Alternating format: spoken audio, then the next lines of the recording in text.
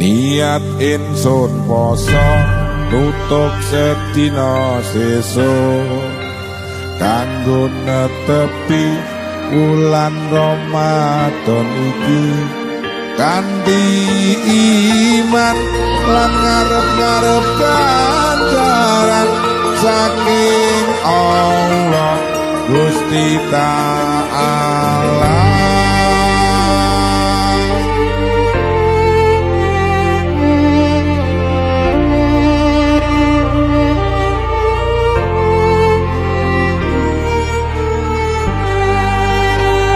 Wajibe wong Islam neng alam donya nindakake dawuhe pangeran kita do elinga yen urip amung sedhela aja sambat yen kon lakoni poso.